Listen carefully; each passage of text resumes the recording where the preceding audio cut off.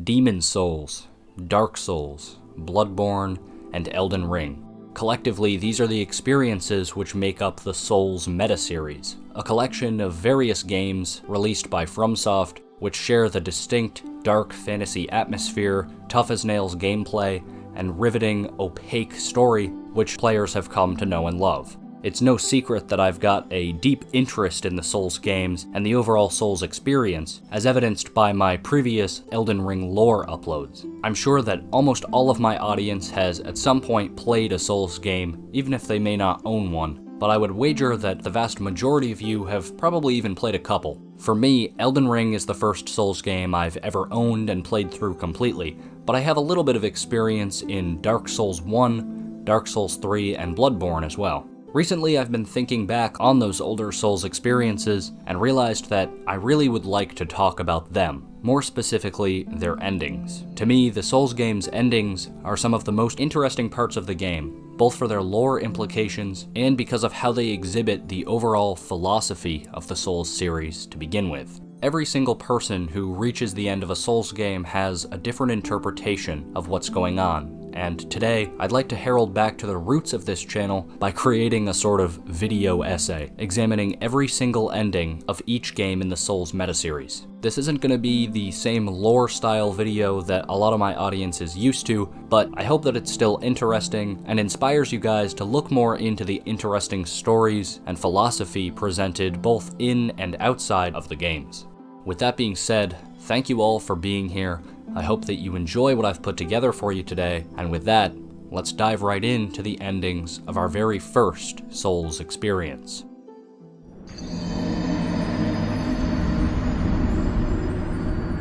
"2009's Demon Souls is certainly a fundamental experience in today's gaming lexicon. Likely the game most responsible for defining the Souls formula and kickstarting the Souls meta-series as we know it today, many of the elements presented in Demon Souls would serve to lay the foundation for Souls and Souls-like games ever since.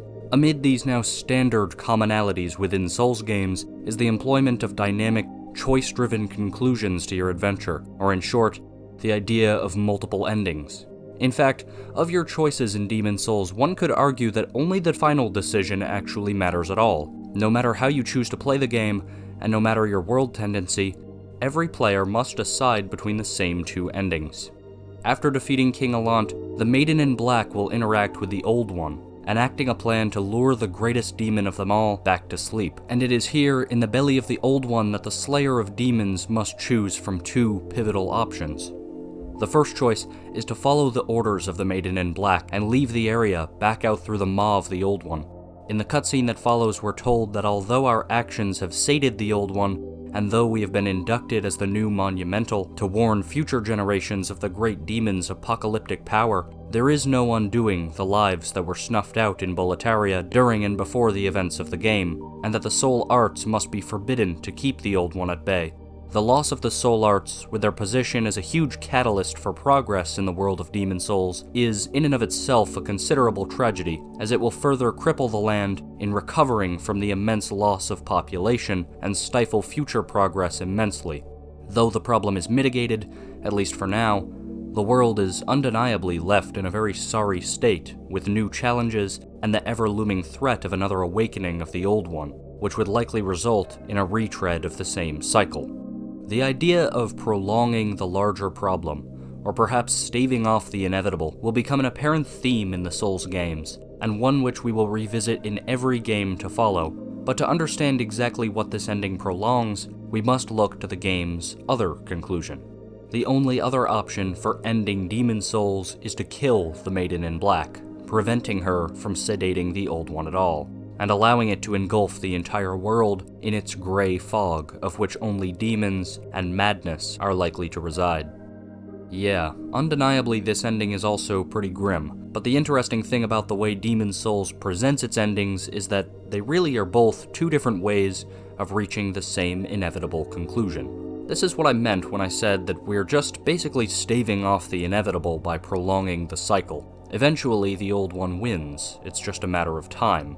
In the good ending, we prolong the fall of Boletaria at the hands of the Fog by giving someone else in the future the option to choose the good or bad ending for us. It's only a matter of time before someone in the future makes the wrong choice. One could posit the idea that the quote-unquote bad ending actually appears to represent a much more freeing, righteous, and perhaps even moral solution to the plight of Boletaria, but this scenario is mirrored to an extent in our next game. So for now, keep the dynamics of Demon's Souls in mind as we look to our next experience.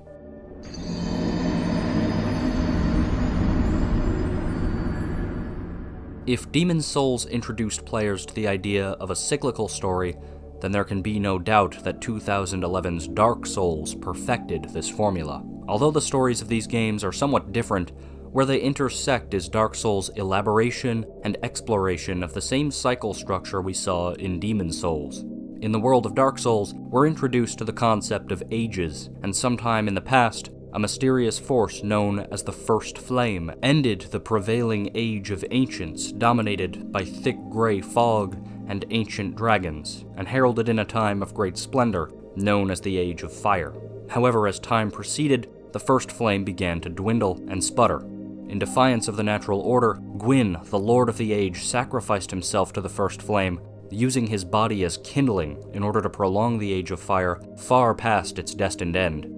As the age stretched on, however, even Gwyn's body began to deteriorate, and so it is that at the end of Dark Souls, the chosen undead too must make a choice whether to sacrifice their own body to the First Flame.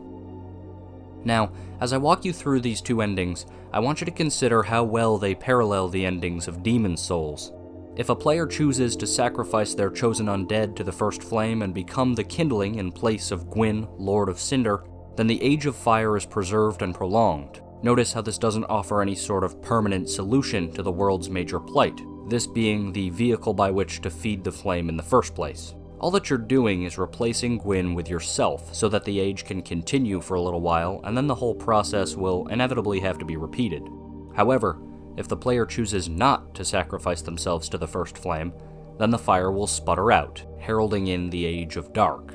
The Age of Dark is not necessarily an end-of-the-world scenario, as killing the Maiden in Black was in Demon's Souls, but the two circumstances are similar in that they are both a natural progression of the world and its forces. The dwindling of the fire is an inevitability that the characters in game are forced to confront, but won't really result in nigh apocalypse. I don't intend to discuss at length the distinguishing factors of the Age of Fire or Dark, but just know, if you don't already, that both options have drawbacks associated with them, but I would argue that prolonging the Age of Fire is the better option. We know that linking the fire will result in at least a temporary lift of the undead curse, which would undeniably be the humane choice, allowing those stricken with reluctant immortality a time and a place to finally die. But on the other hand, artificially linking the fire does not solve the problem, just as putting the old one to sleep does not solve the greater issue in Demon's Souls. The reasons for this become more and more apparent in the coming Dark Souls titles, and so I think it's best to consider the perspective in more detail as it relates to the next Dark Souls game.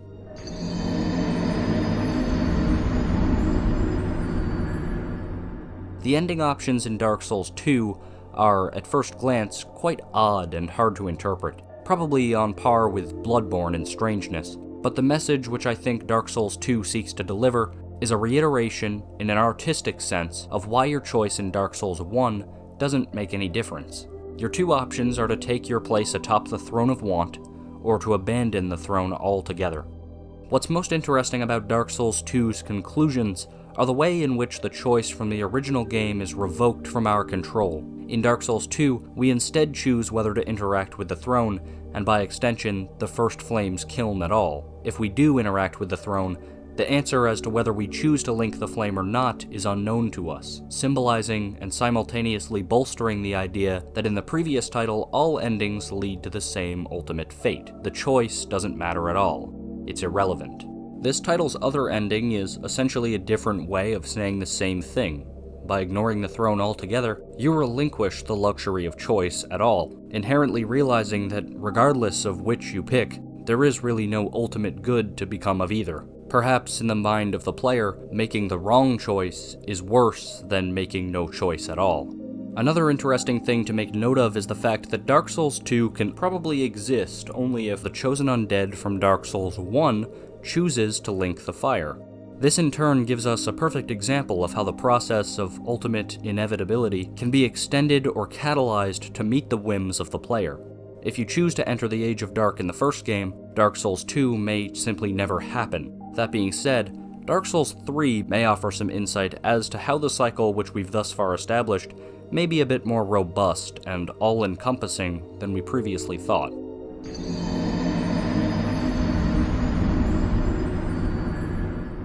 By the time of the third installment in the Dark Souls series, it's thought that the process of artificially prolonging the first flame has reached its conclusion. In this entry, we have 4 endings to examine, but I think it's actually the first 2 which offer the most thought-provoking insights. These 2 endings mimic the decisions of each other Dark Souls entry, to link the fire or let it fade. In Dark Souls 3, however, choosing to link the fire is different. The first flame does not appear to catch anymore. The Ashen One is hardly consumed by flames at all, insinuating that the ages of prolonged life have worked the flame itself to its limit. This introduces us to a new aspect of the cycle system, the concept of definite expiration.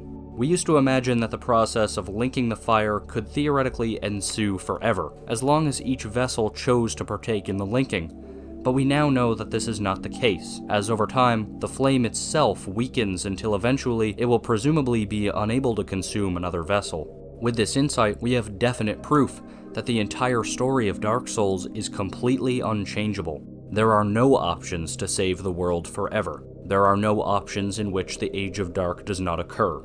This is, in my opinion, where Dark Souls both distinguishes itself from and surpasses the themes of Demon Souls. In that game, one can theoretically repeat the process of awakening and pacifying the Old One for all time, but in Dark Souls, time itself is the enemy. It is the second ending of Dark Souls 3, however, where yet another truly striking revelation comes to light.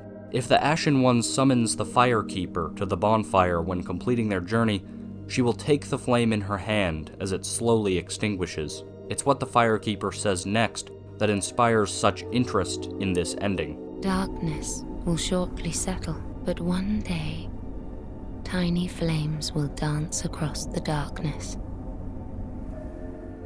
This one seemingly innocuous line changes everything. Previously, within the context of Dark Souls in particular, we were looking at the cycle as having an inevitable endpoint at the beginning of the Age of Dark. But as it happens, the Age of Dark itself is yet another part of the larger whole, a complete inversion of our prior thinking, as it would seem even the Age of Dark will one day herald in a new Age of Fire. This is what I hinted at when discussing Dark Souls 2, about how Dark Souls 3 suggests to us that itself and the previous games can kind of exist in any timeline. If you choose the Age of Dark in the first game, then Dark Souls 2 could still occur at the next rise of an Age of Fire, and the same could be said for Dark Souls 3. To this end, in a world stricken with the seemingly infinite rising and falling of ages, one could be tempted to assert that the very existence of this ending in Dark Souls 3 renders the entire story meaningless. But I would argue that our last 2 endings provide insight into the deeper philosophy of the Dark Souls series, and furthermore, of Souls as a whole. There's an alternate version of the End of Fire where the player must take advantage of a few critical moments they are granted during the fading of the light. Using this time as an opportunity to attack the Firekeeper will result in a new cutscene, where the Ashen One forcibly rips the flame from her hand and holds it skyward. If I were to speculate on this ending, I would suggest the outcome isn't really that different from that of the previous one, wherein the world enters the Age of Dark, but there's something poignant about the unnecessary cruelty towards the Firekeeper exhibited here. Part of me would like to believe that perhaps slaying the Firekeeper was a mercy, keeping her from experiencing the unknowns of the age ahead, but I suspect that the Firekeeper remains alive during this segment. While I'm not sure what to make of this ending entirely, especially from a lore perspective, the aspect which really strikes me is the narration. Nameless, accursed undead, unfit even to be cinder. And so it is that ash seeketh embers. Ash seeketh embers. I believe that the narration here is indicative of the deeper philosophy I mentioned earlier. To me, this represents the most basic, boiled-down elements of the story of the game. The Ashen One seeks the embers of the first flame, and that is all. This ending, at least to me, represents the fate of an Ashen One only in pursuit of a goal. This is a playthrough of someone seeking an end, as opposed to seeking the journey. The reason this ending comes across as being ruthless is because it is just that. There is no personal journey, there is nothing learned, there are no friends made. There is only completion of an objective. The reason I highlight this is because I think it represents the duality present in the ways we can interpret the Souls games. This ending represents a cognitive preconception of meaninglessness. The point of the game and the journey are to complete them as closely and effectively as you can. The reason the Ashen One wrestles the flame from the Firekeeper is not out of mercy, but because she was about to be the one to complete your goal. If the only thing your character stands to gain is the satisfaction of a task completed, then of course the Firekeeper cannot be allowed to disrupt you being afforded this. Ultimately, this is a flawed way of interpreting the cyclical nature of the experience. This is the tale of one consumed by the existentialism of the cycle and its implications. The fourth ending of this game, however, seems to offer the other solution. The Usurpation of Fire ending can only be obtained by completing an extremely convoluted questline, but upon doing so, the player is greeted with quite the special cutscene. The Ashen One takes hold of the flame, but upon doing so collapses, awakening in front of two mysterious figures. Then, the player can be seen among a procession of hollows, and once again, there is some narration featured. Gracious Lord, make none whole. To me, this ending poses the opposite ideal of the alternate end of Fire, where in that choice the player exhibited mania and relentlessness. In this one, the player instead presents a more regal, respected, and composed attitude. The reason for this? They've allowed themselves to go hollow. The aspect of this that intrigues me is the way in which the player seems to embrace hollowness, which seems to conflict with the very nature of the plight in the first place. And admittedly, I'm not 100% sure what to make of this. However, I personally see the message of this ending as being one of continuing the journey. As opposed to the alternate end of Fire, the journey of one seeking usurpation of Fire is long and winding. There are a number of prerequisites which require real attention to the world of the game. In short, presumably this ending is reserved for those who want to experience the journey of Dark Souls 3. That is the difference in view between this ending and the last. It is my belief that just as the thrill of boss fights, exploring, and the world of the game keep the player invested, the same interest in the process of reaching an ending is what motivates the Ashen One to maintain their composure even after going hollow. We see that this conviction has drawn other hollows, and perhaps for the first time, there is hope that the life of a hollow does not have to be a meaningless one. Having a personal goal is the thing that keeps one sane in a cyclical world, and it would seem in the coming age of Dark, the Ashen One has such a goal.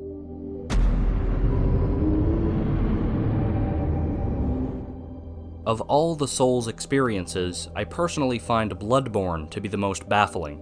And yes, I know that Bloodborne came out before Dark Souls 3, but in order to keep the Dark Souls series together, I'm addressing it now. I believe that Bloodborne takes us back a little bit, to the idea of inevitability within its endings. However, I think that it cleverly turns our preconception of Souls endings on their head. I'm going to examine the first two options together to give you a better idea of what I mean. In the first of the three possible endings, Yharnam's Sunrise, the player must accept Gehrman's offer. Upon doing so, Gehrman will decapitate the player, who will then awaken at sunrise, presumably in Yharnam's waking world. Pretty straightforward. In the second ending, the player refuses Gehrman's offer, and in doing so, a fight with Gehrman, the first hunter, ensues. If Gehrman is defeated, he dies, saying, "The night and the dream were long." Before a cutscene showing the player staring at the moon occurs. The moon presence is seen and appears to devour the leg of the player before they can be seen in Gehrman's wheelchair.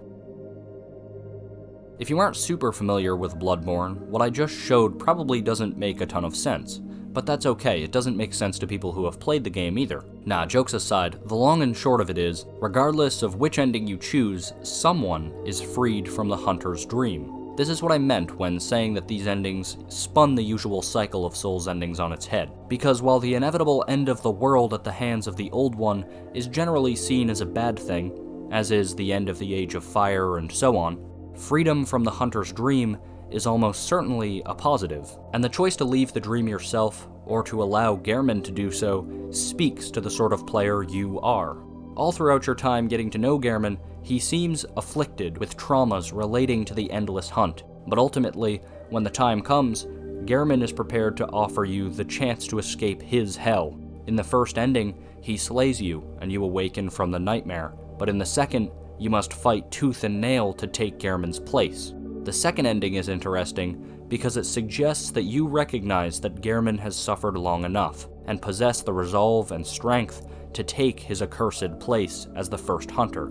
This would be why the doll says, And so, the hunt begins again. and also why the moon presence intentionally removes your leg, leaving you wheelchair-bound. It's symbolic of your inability to escape your new prison until someone else comes along and sees the sense in freeing you. I think the analogy which best befits these two endings comes from ancient Greek mythology and the story of Atlas.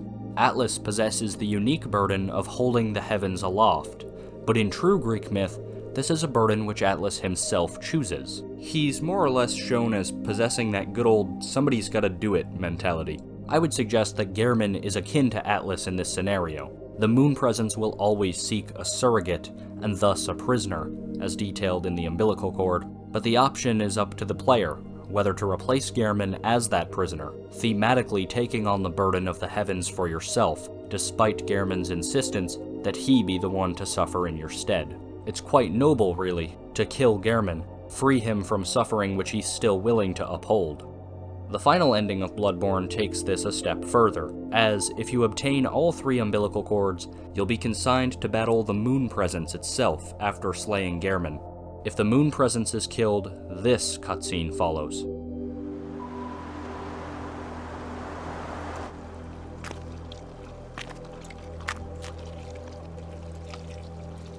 Are you cold?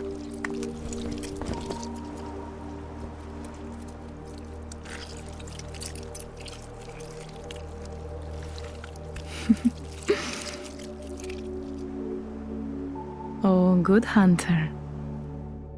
I believe this ending, the childhood's beginning, is one of transcendence. The hunter has replaced not Gehrman this time, but the moon presence. The hunter has become a great one, the godlike figures which the populace of Yharnam strived to be. You are not Atlas holding up the skies, but the skies themselves, and it is for you to decide what type of god you will become. I like this ending quite a lot, but it's also a little bit worrying. Since all great ones lose their child and yearn for a surrogate, there's a good possibility that nothing really changes at all. In fact, your noble hunter may end up as just another blood-hungry god. But ultimately, that's not going to stop me from suggesting that this is my favorite of all of Bloodborne's endings.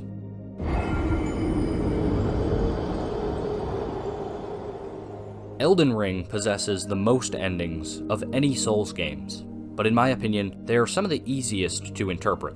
So to conclude this video, let's run through each one relatively quickly. Each and every ending feeds into the cycle idea in some way, with the most straightforward being the Age of Fracture, where the player becomes Elden Lord and changes nothing, ruling over the lands between in the exact same state as they were in at the time of the game. The Elden Ring itself is not restored, and nothing really changes. This is Elden Ring's version of linking the fire. The age is prolonged, and that's it. The rest of the endings, however, involve the Tarnished choosing a way in which to augment the Elden Ring, in order to supplement the natural laws which exist in the world with another principle of their choosing. Yes, you're literally adding laws of nature to the world in these endings, it's pretty cool. The first of these options can be achieved by using the Mending Rune of the Death Prince, which supplements the world with the concept of life in death, or basically the afterlife, and the world is covered in a gray fog. Sound familiar?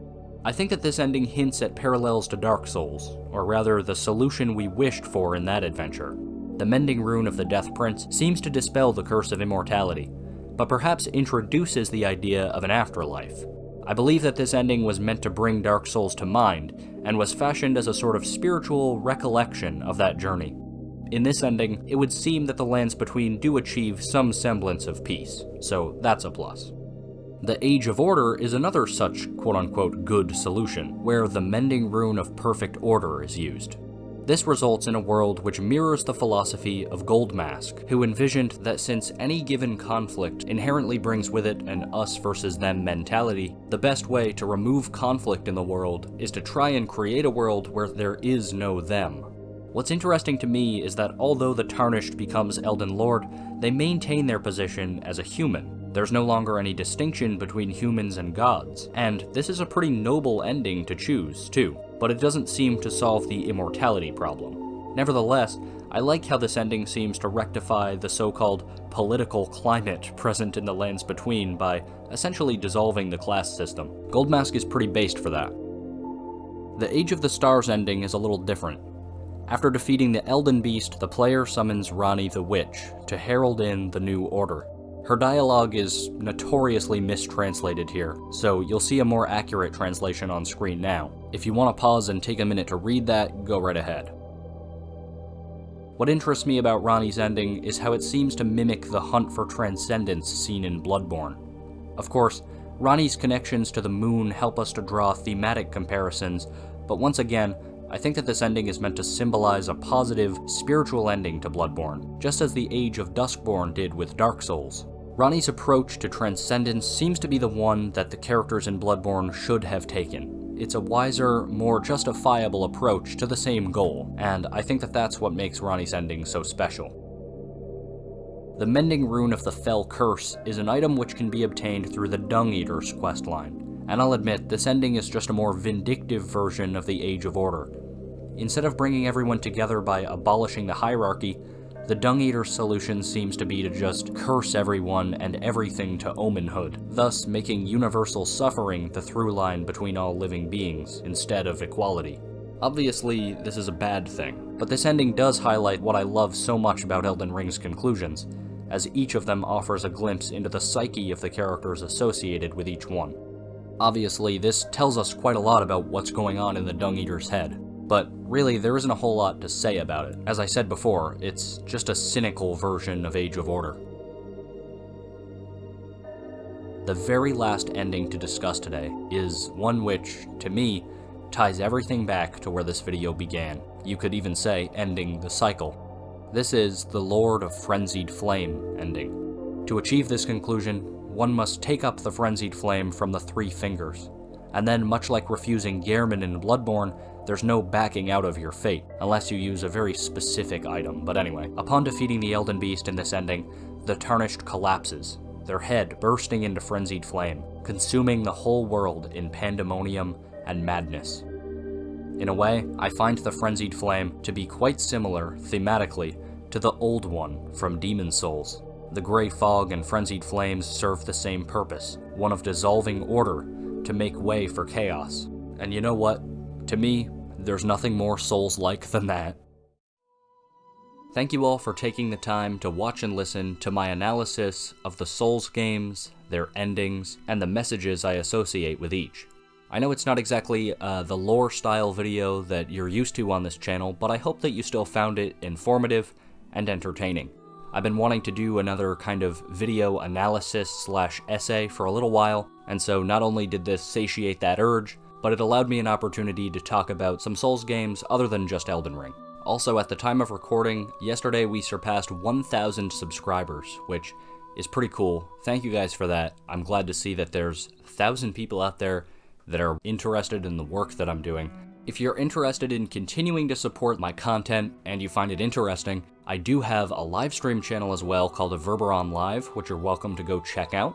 It'll be linked in description. We often play Elden Ring there, and at the time of recording, to celebrate 1,000 subs on this channel, I'm going to start a playthrough of the original Dark Souls very soon, so I hope that you guys will check that out and come play with us. I have never done a full playthrough of Dark Souls before, so I think it'll be a lot of fun. Aside from that, we do have a Discord server as well if you want to engage in the conversation there that we have going on about Souls lore, or really any other aspects of fiction or real life that you find interesting. I'm trying to make that a place where everyone is welcome to talk about all kinds of different subjects. So yeah, I've got a couple of socials linked in description, Twitter, Instagram, and Reddit.